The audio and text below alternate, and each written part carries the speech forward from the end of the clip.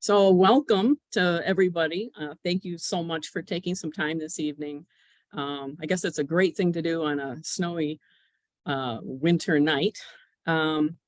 So, I don't plan on this being super long. I was thinking, maybe 40 minutes, and certainly allowing plenty of time for questions.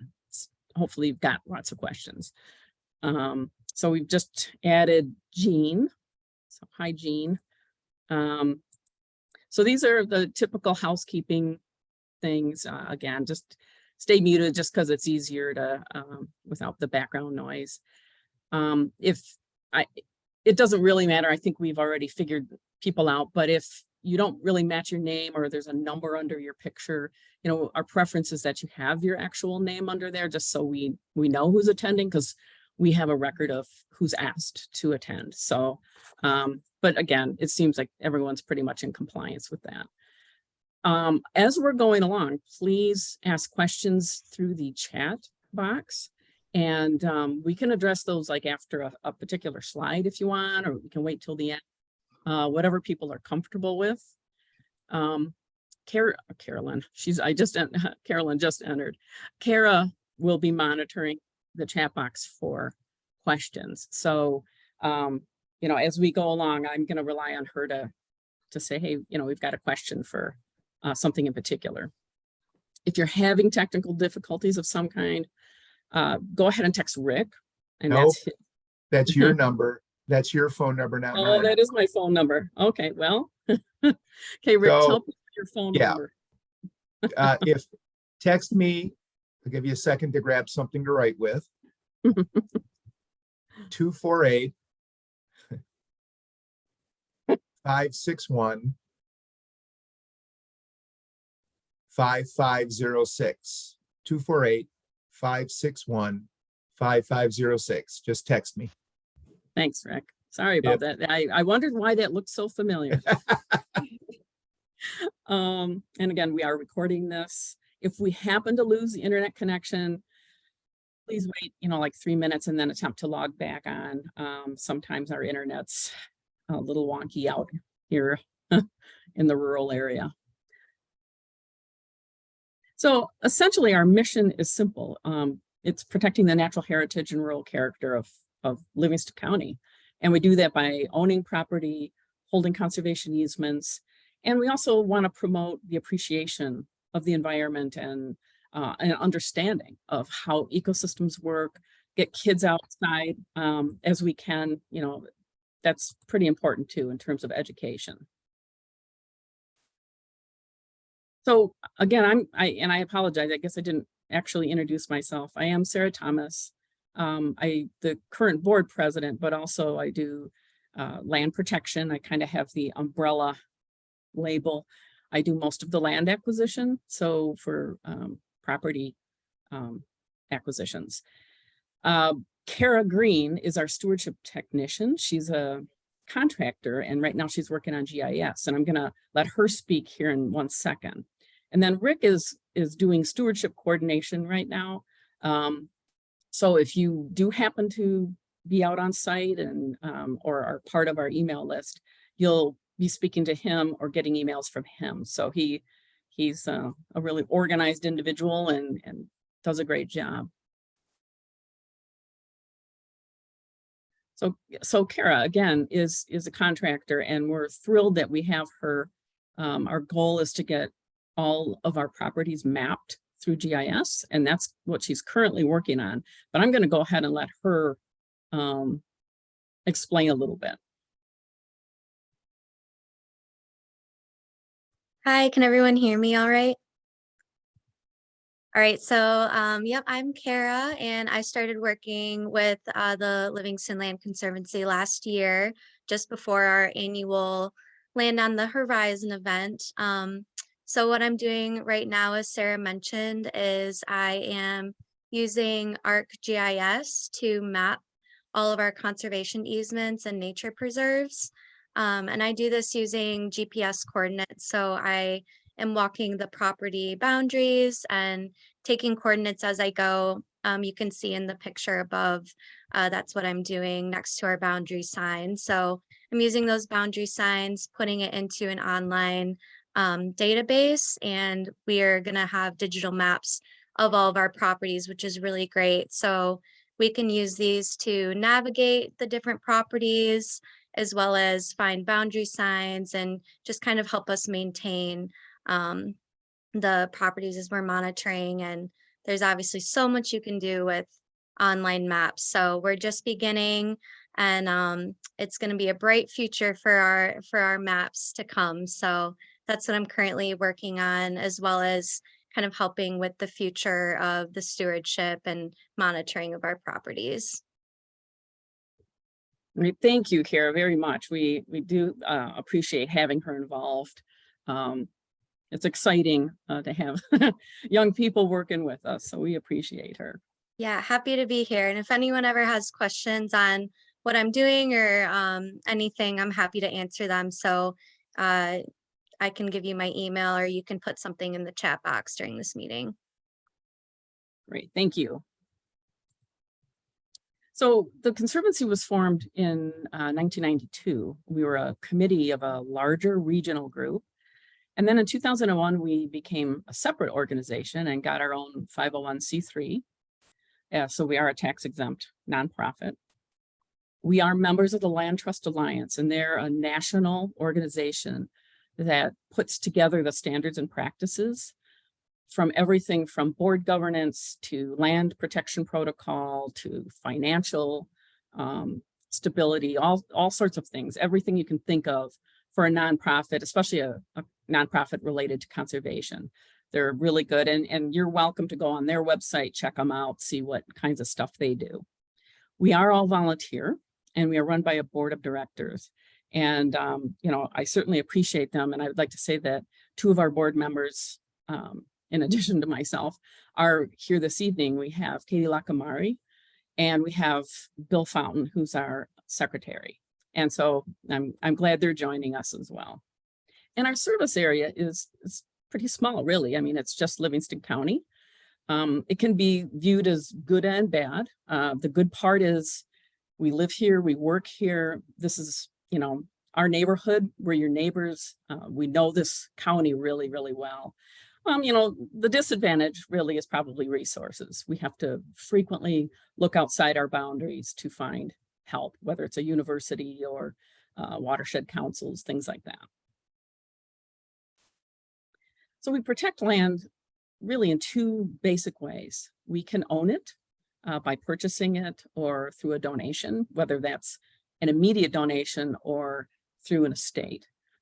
The other main way that we hold land is through conservation easements, and that's a legal contract with a private landowner. This allows them to give up certain rights, and the main right is the development right, but there's other rights that they give up. And the whole goal is to protect the conservation values of their land, whether they're farming or whether it's a natural landscape. And a conservation easement does have value because it's, again, because it's a set of rights, it is appraised for that value. So there's the potential for a federal income tax deduction.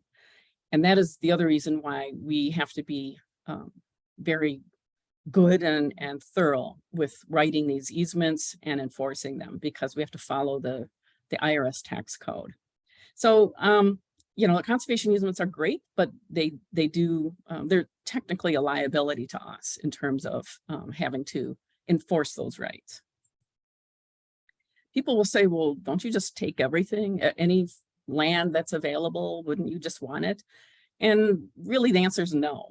We do have criteria, and as you can see from the list, it's pretty logical.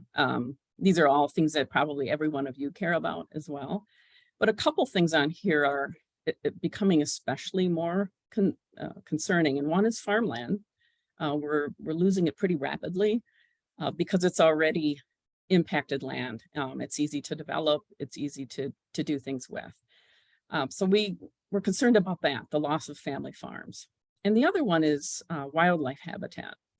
We often don't think that much really about it in terms of developments, and well, we do probably in this meeting, but in terms of developments and zoning and all sorts of things like that, habitat is really not on people's radar. And so every time you convert a landscape, you're removing wildlife habitat.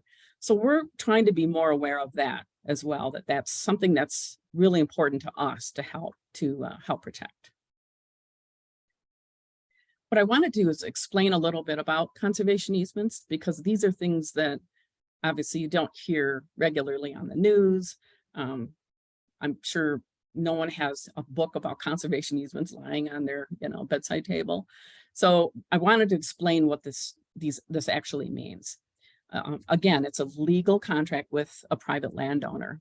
And what we do is we use a document that's called the Michigan Model. And this is a 20 to 25 page document that's reviewed every few years by environmental attorneys as well as land conservancies to make sure it's still compatible with state and federal laws. Are there things the IRS has changed? What other kinds of language, that from insurance companies that they want to see? So it's updated regularly so that we have this really good, solid document. But it's comes in basically 4 sections. And the first part is really about the landowner, who they are, why they want to protect their land, what's important about the land to protect, and all the laws, and from federal to local laws, that are related to why this particular land is going to have a conservation easement on it. And this is an important part of this document. You have to make sure that there's a valid reason for putting a conservation easement on it, especially because there's that potential for an income tax deduction. So the IRS wants to know, well, what is the public getting? If we're giving up some of that tax benefit, what does the public get? So it's important to pay close attention to this part of the document. And then the second section is prohibited and permitted uses. Some of it applies to all easements, like there's not going to be any gravel mining, things that are obvious that would destroy conservation values or impact working farmland. And others are very property specific, like some conservation easements on farmland, like the one here in the picture. The landowner has reserved their hunting rights, and that's totally okay. They have the space, it's 60 acres, but it's reserved for family and friends. They can't lease it for hunting. You can't have giant, hunting parties, things like that. So there's very specific things that are also applied to each property. Then the third part is boilerplate language. Lots of contracts have them in it. For example, if a part of the document is found to be incorrect or something becomes illegal, that's fine, it can be eliminated, but that doesn't negate the entire document. So the easement is a very strong document, but it is, obviously it can be reviewed consistently. And then of course, the last part is a survey. The survey is a really important part of this whole mix, because that is the legal word on the boundaries and the property itself. So once all this is negotiated, it goes to our attorney, it goes to the landowner's attorney, and then we sign it and the landowner signs it, and then it gets recorded. So that means it runs with the land. So if the landowner decides to sell their property or they will it to someone, they have the right to do that. But these rules, this particular conservation easement stays with the land in perpetuity. This is the general location of our properties. We're pretty much all over Livingston County. There is a kind of a gap there below Howell. Not sure why that is, but we can certainly work on that. So I thought, well, it would be nice for you to see what our properties are. I'm not going to go through each one, but our nature preserves, as you can see, most of them were donated to us. And with that donation comes a very specific property outline. So we couldn't determine what its boundaries would be or its road access or things like that. So sometimes we're gifted property that is complicated to get access to. And so that's one reason why many of these don't have trails, just because it's hard to get to. But we did buy 4 parcels. 2 are associated with the Round Lake of Heartland piece. We bought one at a tax auction, and another one we purchased from a developer. The Red Cedar Run is one of our newer properties, and we did buy that. That's in Conway Township, which is our most rural township. And 3 siblings owned it and decided the family was never really going to use it. The dad had bought it a long time ago. So we got it for a below fair market value. And so half the value, or excuse me, half the price, we took money out of our land acquisition fund, and then the other half was funded by one of our most generous donors. So we're, we really appreciate the people who support us financially, because obviously we can't do this stuff by ourselves.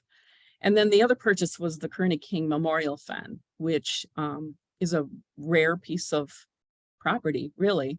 And we got some restricted funds through a penalty that a developer was given through a wetland violation. So that's kind of a unique set of circumstances. Our conservation easements, we've got 7 of those. And as you can see, several of them are working farmland. And so the goal is to keep them farmland. The first one is kind of unique. It's about 125 acres, but 90 of it is farmed. And the balance of it are owned is kind of a subdivision. And so each homeowner has 1 acre for their home site. The working farmland is actually owned by the homeowners. So they lease it out and they get the income from it. So our job obviously is to monitor it, to make sure it stays that way, that it's not condos in a couple of years, and that it's still farmed and people are respecting that. So we've got kind of an interesting diversity of easements. As you can see with the Reichert Nature Preserve, the Legacy Land Conservancy owns that as a nature preserve, but we hold a conservation easement. So it's kind of got 2 layers of protection, if you will. So some of the protocols that we have to follow, as I mentioned, the Land Trust Alliance is our biggest one. They provide us a lot of governance, and it's related significantly to the tax code and laws. So we have to follow that pretty closely. We do a baseline documentation report after a conservation easement is put on property or an actual donation of land. This is a pretty intensive document. It's got photos, maps, a summary of different things. It shows the original conditions of the protected property. And then the landowner has to sign it to say that, yep, this is exactly what it's like. And at the time of my gift.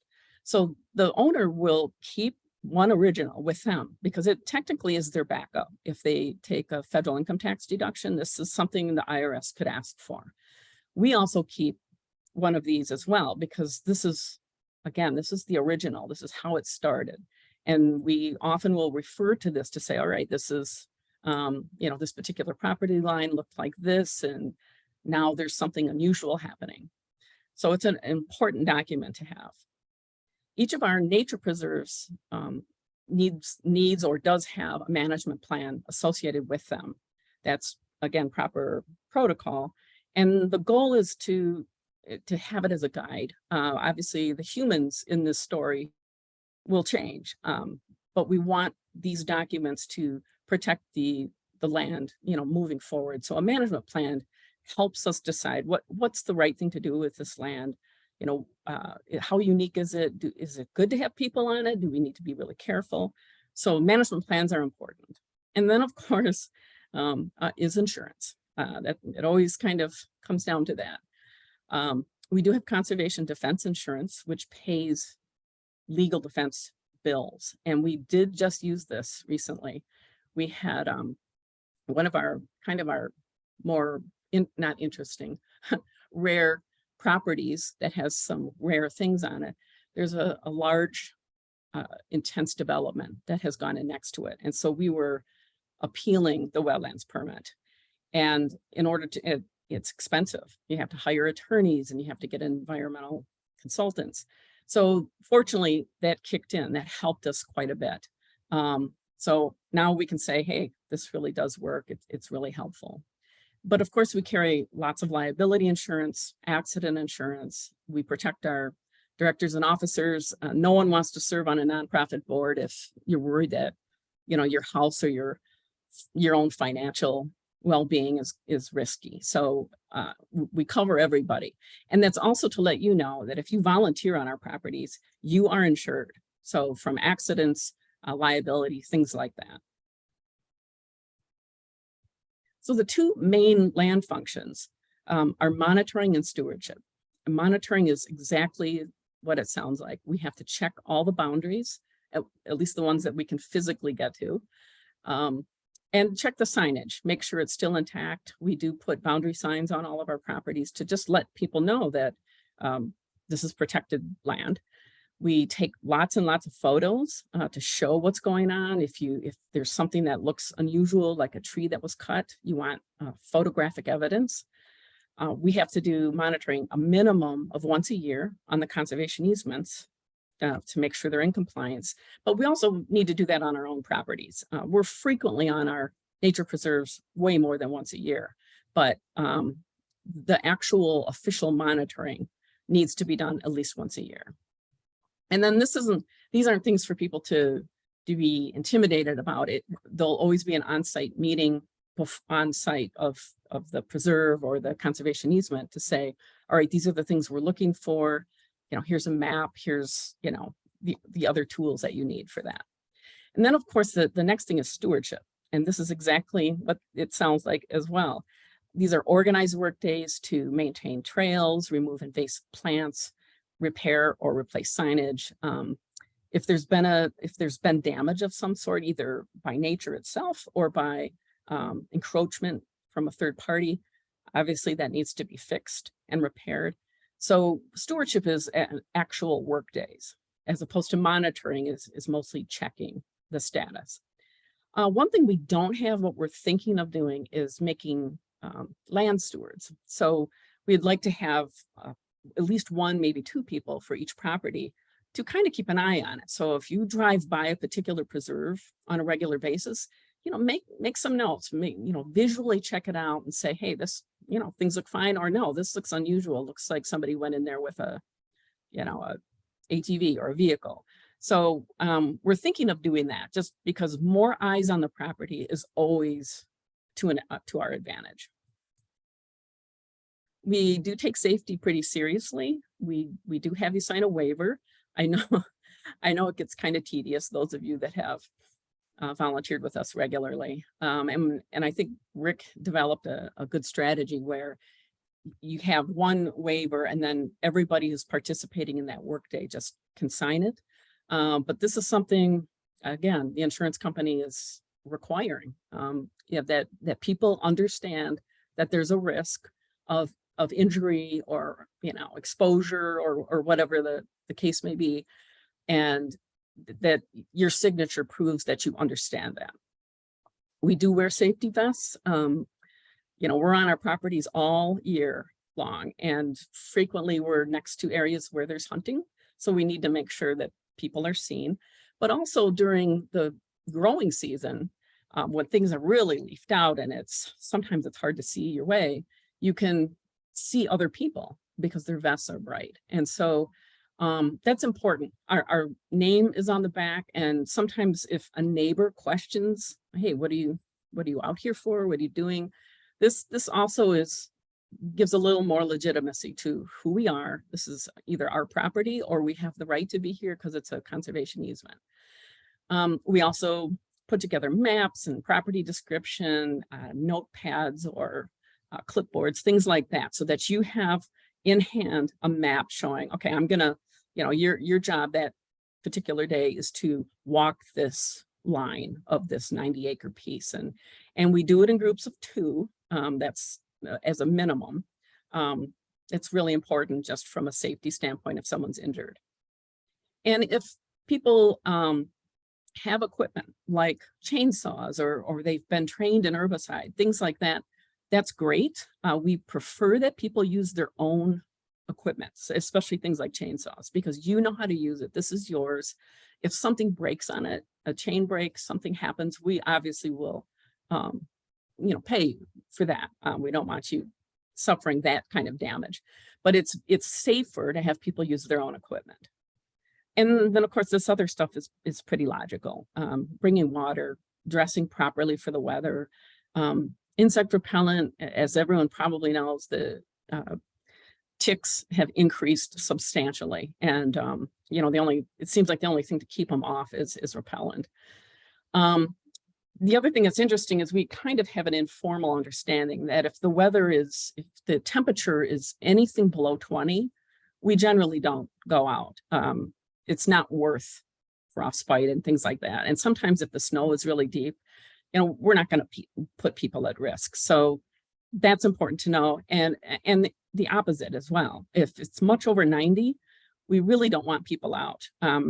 Our summer monitoring and work days generally are scheduled in the morning because that's when it's cooler.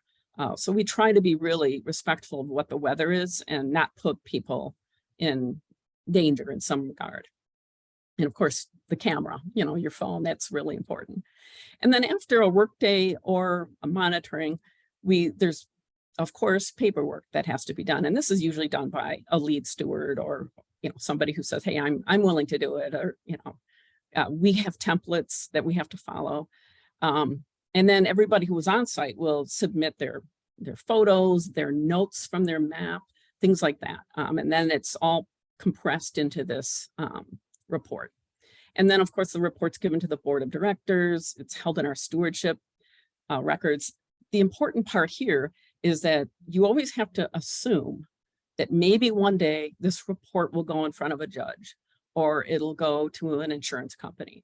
So we are sticklers about what it looks like. It needs to be thorough. The photos need to be done well. There can't be any guesswork. So in other words, if it is sitting in front of a judge, would an average person be able to say, oh, I understand, I see what happened here. And, it's very clear. We're always functioning under the fact that this is how we protect our properties.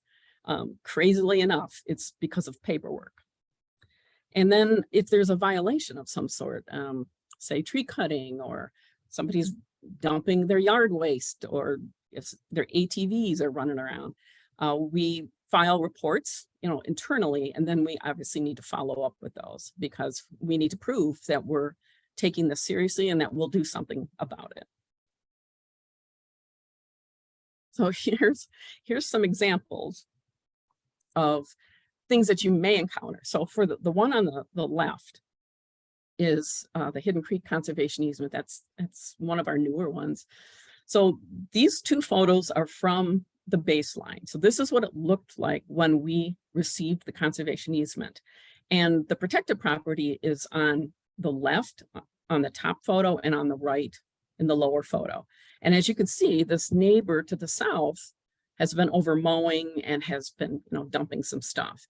Well, fortunately, Hidden Creek is owned by a really friendly, easygoing guy. And he talked to the neighbor and explained, there's going to be a conservation easement on this property, and they're going to be asking you to stop doing this. So our goal then is every time we monitor, we have to look at this line to see, okay, is this neighbor cooperating, or are they trying to consume, part of this easement? And you'll see, like in the bottom photo, this line is really close to this person's back of their house. So I guess it meets the setbacks, but that's, I guess, not our problem.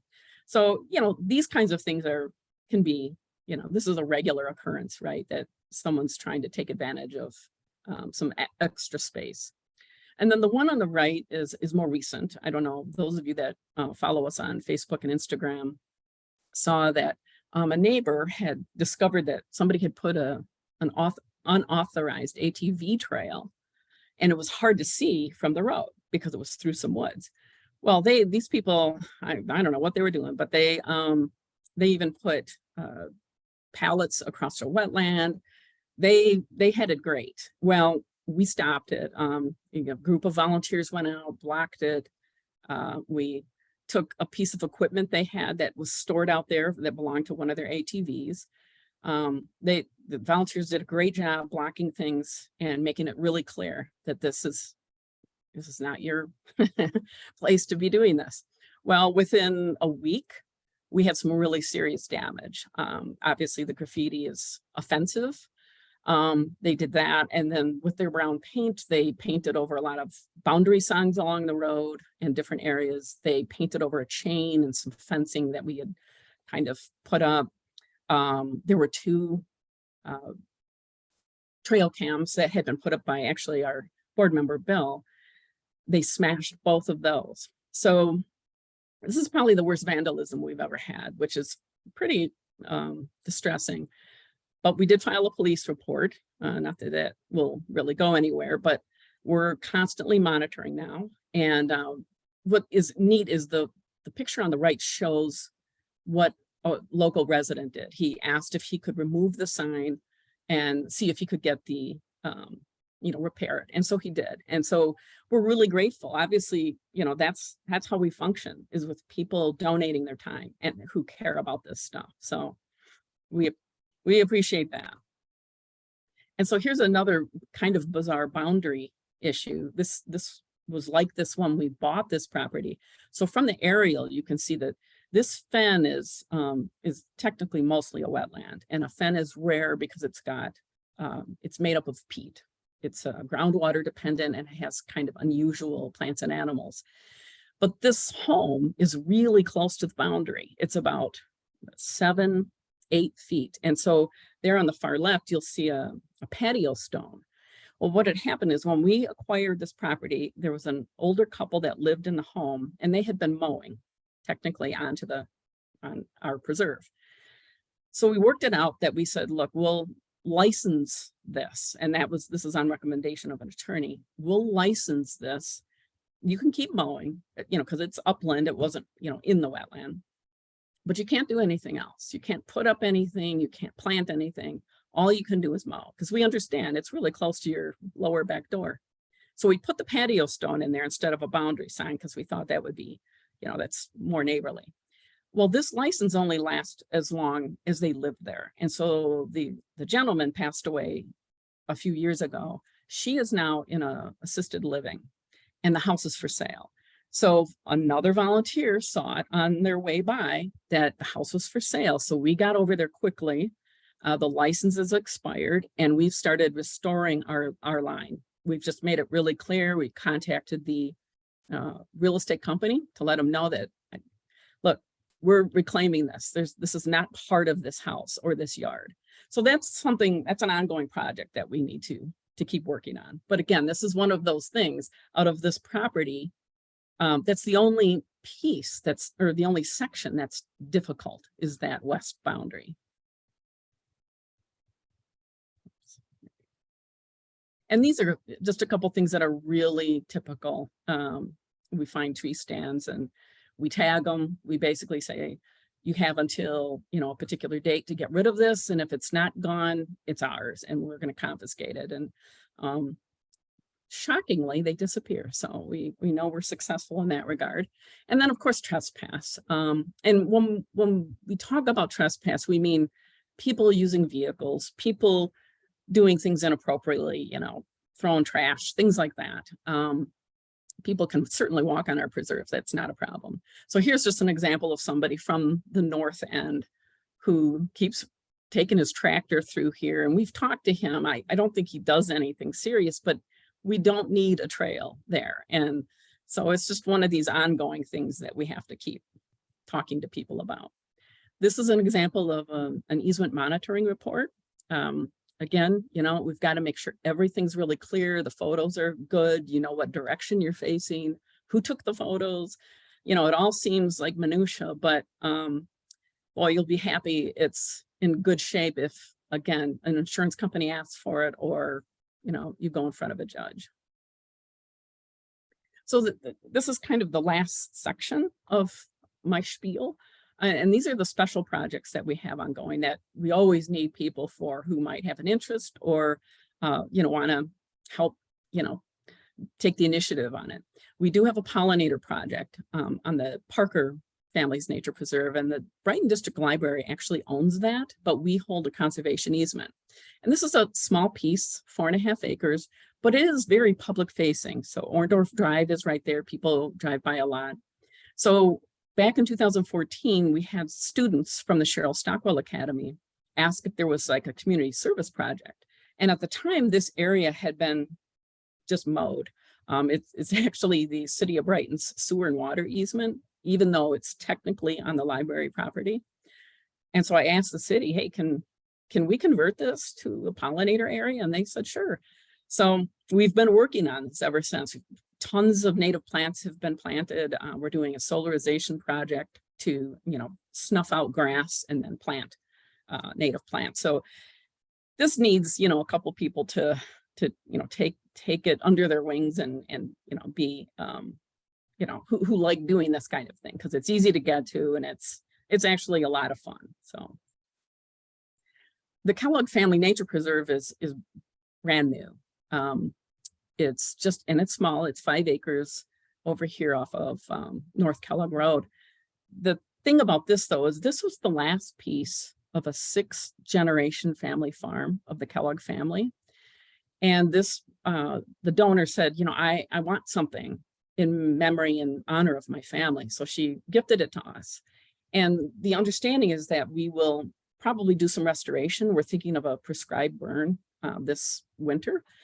And then we'll design a trail, a mowed trail that people can actually walk on, because they wanted it to have public access. So this is a project that we still need to get going. So if there's any interest by anybody on helping with that, we'd appreciate that. And then this is the Red Cedar Run piece, which is rather unique.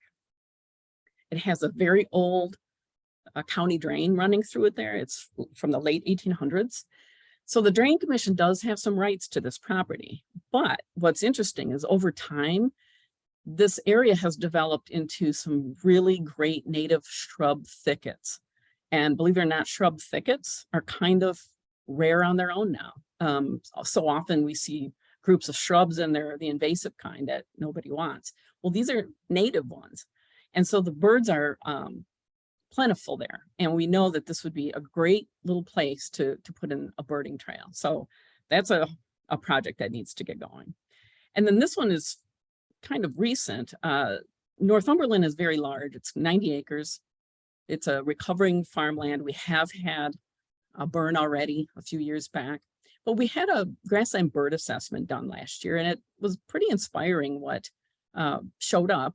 Not a ton of grassland birds, a couple, but we're thinking because of its size and its openness, that it would be great for grassland birds because they nest on the ground and they need some open space away from predators.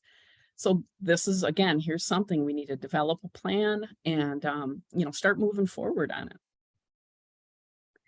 So that's kind of my end of the stewardship story, but we would also like to invite you, if you'd like to become a member.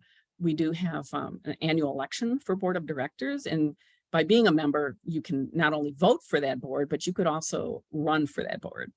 But there's tons of other things to do. So if stewardship ends up not being your thing, there's just all sorts of stuff to do: grant writing, fundraising, special events. And we do have board meetings every second Monday of every month, and that's always open to the public.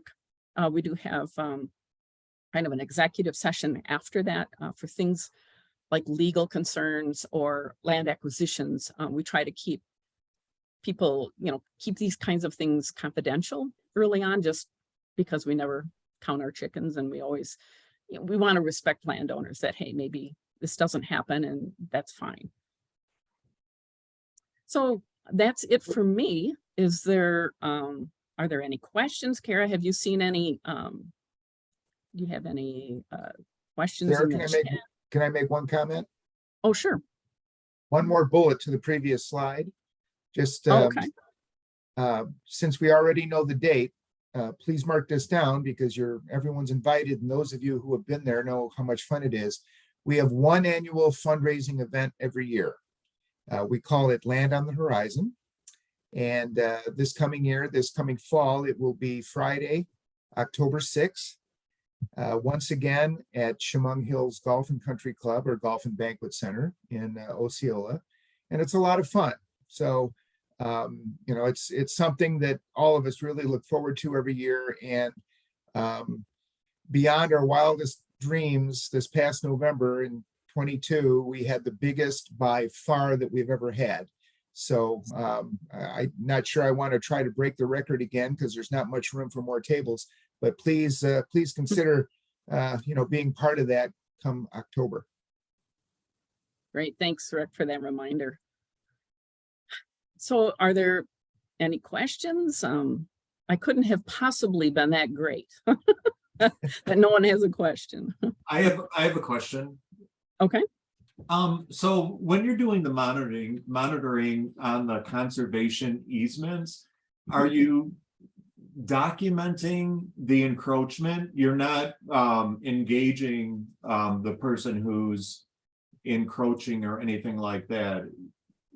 Is that Well, how does that work? actually, it's both. Obviously, we have to. Well, no, let me step back. The person who's out in the field, the steward or groups of stewards, are documenting the violation. They do not have to do anything about it.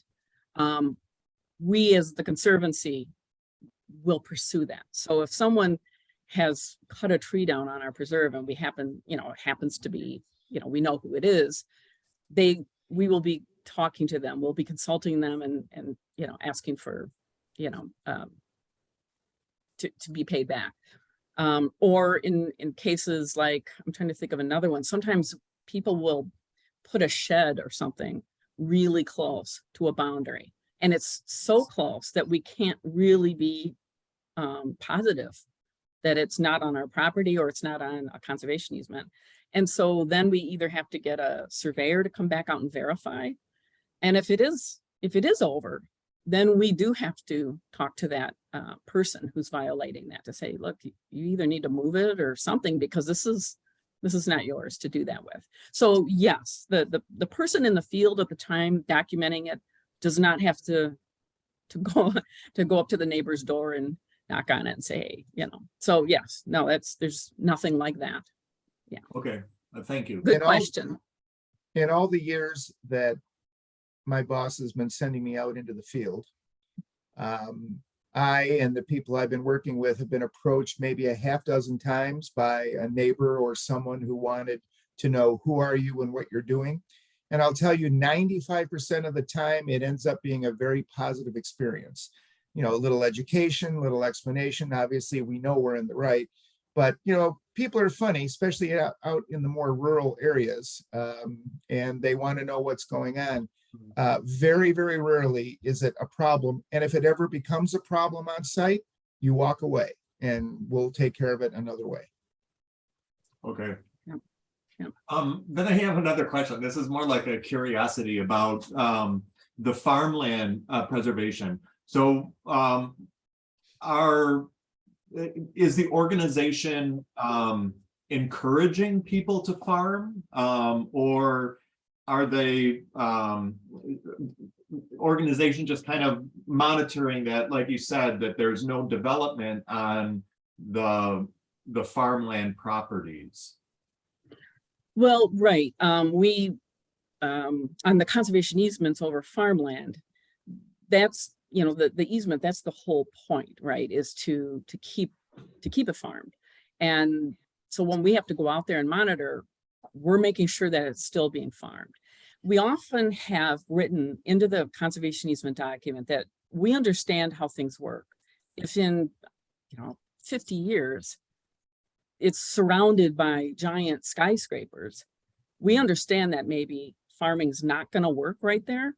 But if that's the case, then it has to be converted back to a natural landscape, and that we would be helpful in that, in terms of finding out what's appropriate to be growing there, like pre-settlement, like before Europeans, for example, what would have grown there, what's appropriate.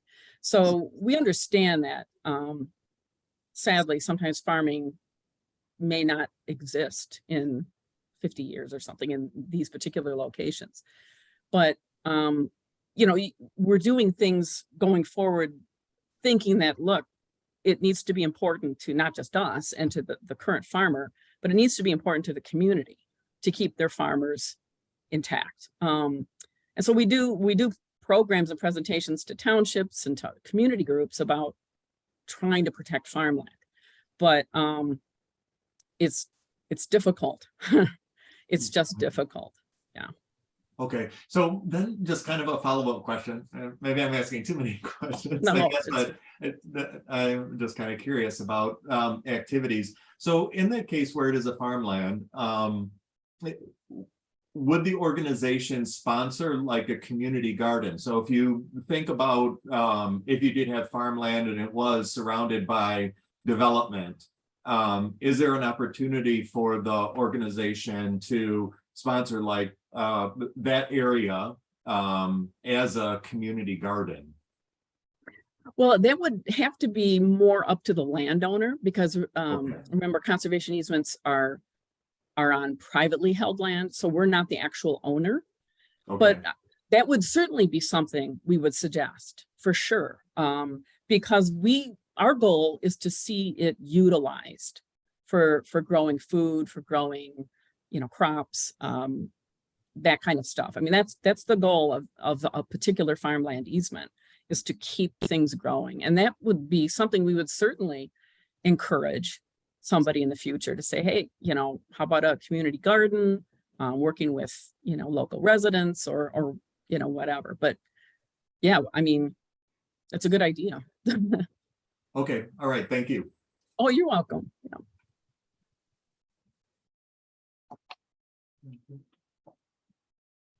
Sarah, can So- I make one pitch for Saturday? Oh, sure. We actually do have a monitoring of a conservation easement, a 90-acre farm here in Osceola Township. This coming Saturday morning at 10 a.m. The snow makes it a little bit different. It's going to make it a little more difficult just slogging through it. I'm afraid we're about 3 days late in terms of how nice it would have been with no snow.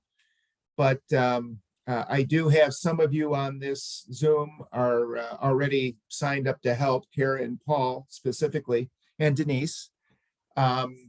If anyone else would like to join us, even just to follow us and see how we do it, it's an opportunity. So just let Sarah or Kara or I know if you'd like to tag along.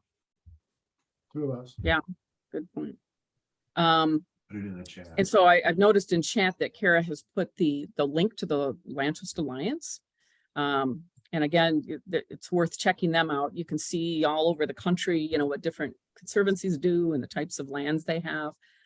She's also listed the standards and practices. So if you're in for some real, you know, easy reading, so to speak, this lists every single thing that that we need to be compliant with. And again, it's everything from, you know, how to, you know, board ethics, those kinds of things, to violations, how you deal with them.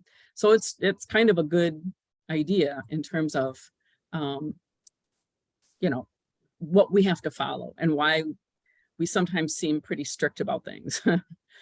Oh, and so obviously Todd and Mark said that they're interested. That's great. So Rick, go ahead and Huh? Put I can't Todd and see. Mark down. Well, they're in the chat. They listed that they're Okay. interested.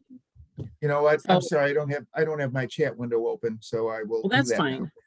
Sorry. I've got Todd's contact information, so I can get that over to you. All too. right, That's fine. Todd, I Great. will email you separately. Okay. So is there anything that we didn't cover that we should be covering, or, I mean, I'm hoping this kind of made sense. Oh, go ahead, Chris. So going forward, it sounded like someone said maybe there's an email distribution. Is that how we would find out about upcoming events to volunteer at? Yes. Yes, we have like a stewardship list of people who said, I want to do stewardship, whether that's monitoring or like a work day. And then Rick has been the one putting out that list, but Carol will also do that. So when there's something that comes up, they'll send out an email to the whole list to say, hey, we've got this project happening in 2 weeks. And we try to be variable. That's the other thing too, is we don't only have certain days that we do this stuff, because we acknowledge there's people who are working full-time, there's people who are retired, people just have, unusual schedules. So we're trying really hard to work around our volunteers, because obviously, you guys are the core of how we make this all happen. And so we're happy to have a weekend day that people do things, or, during the week. So we try to mix it up as appropriate too. So Chris, Jeff you and want to be put Sky. on that? Okay, Chris wants to, just note that Chris wants to be on that stewardship list. Yeah. Anybody on this Zoom is getting added whether they want to be or not, so. But Jeff and Sky, thank you. I will also contact you by email. I think that's it. How's our time here? Oh, good. About an hour. Yeah. So anything, Kara or Rick, that we should be covering that we forgot, or Bill and Katie too? If there's anything additional that we need to cover. I would just like to say, what a great turnout. This is awesome. So thank you so much for those that showed up this evening. Yes, yes. Absolutely. Thanks, Bill. We do appreciate that, to all of you. Whether you volunteer with us or not, we appreciate your time this evening.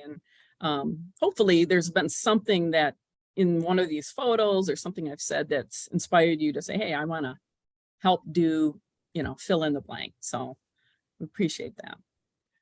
And the marketing guy would like to point out that probably one of the best parts of volunteering is that you get to go on some really cool properties that most people don't even know exist. Now, sometimes, like Saturday, it's a farm field or around the edge of a farm field, but some of our nature preserves are stunning. And I think Kara would agree with me, because we're beginning to get those mapped. And it's actually a lot of fun if you like getting outside and seeing some really cool properties. Yeah. Yeah, and I would like to add, if you haven't volunteered with us before and you're maybe like chainsaws and removing invasive species sounds like a bit much to start, the monitoring is really simple. You're just walking and taking notes as you go. It's not any heavy lifting or really too much exercise besides just, walking through maybe some rugged terrain occasionally. So if you're just curious and just kind of want to test it out, we're doing a lot of monitoring right now through winter, because it's easiest for us to see the land and, things going on, versus in the summer when it's a bit more shrubby and brushy. So yeah, it's a great opportunity to just kind of get a feel of what we're doing. Great. Thank you, Kara. That's a good point. Oh, and thank you, Rhonda, for those nice words of protecting property. We appreciate that. And Pam as well. I just thank- wanted to say thank you for the talking points on your slides, so that we can kind of promote it within our own community if we have some like-minded friends or community members that are interested. I really appreciate you putting the mission statement on there, and different things that we could use as talking points to kind of explain what stewardship is all about with LLC. Thank you. Oh, you're welcome. Yeah, thank you for that as well. And since this is being recorded, we'll put the link up. I'm trying to think of where a good place would be to put this. Maybe on our website. Not sure yet, but it is recorded, so there'll be a link, and we can certainly send it to folks if you guys want it, or if you know somebody who would benefit. So we've got it here for people to refer back to if necessary. So I guess following up with something Chris asked about, watch our Facebook page too. Sarah keeps that pretty updated. Yep, Facebook and Instagram. Yep. So, well, I guess it's 8 o'clock. So if you have any further questions, go ahead and email us. We're happy to, respond to anything. And we really do appreciate your time. We hope to see you out there. Again, thank you very much. And we'll hope to talk to you soon. Thank you. Well, thanks, Katie. Bye-bye. Bye.